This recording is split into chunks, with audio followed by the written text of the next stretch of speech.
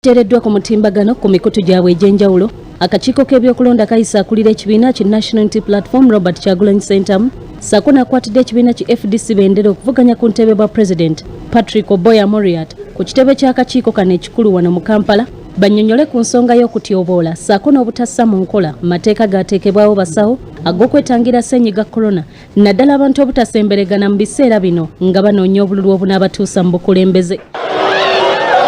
Ekiwandiiko kino kiteereddwako omukono akulira akakiiko k'ebyokulonda yennyini omulamuzi Simon Mugenyi Byabakama n'ategeeza nti oluvannyuma lw'okwebuuza ku minisitule y'ebyobulamu mu Uganda ssaako n'okugoberera ebyo ebiva mu minisitule y'ebyobulamu mu nsi yonna abeesimbyewo era abalina okutalaga ebitundu by'eggwanga eby'enjawulo okunoonya obululu baayitibwa era ne baweebwa amateeka ag'okugoberera ne bakkaanya okukuuma n'okutaasa obulamu bw'abantu eri ssennyiga corona ekintu kye batali mu kugoberera.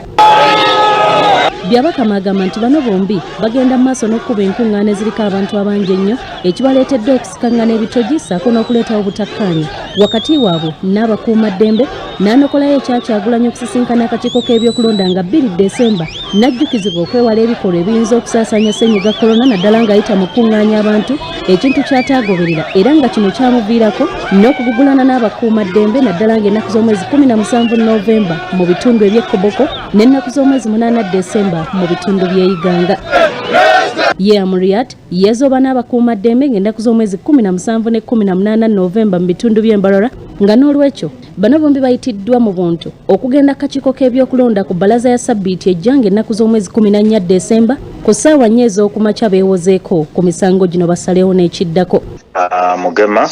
ne candidate Haruna Kasolo ne presidential candidate Robert Ssentamu Kyagulanyi awamu ne presidential candidate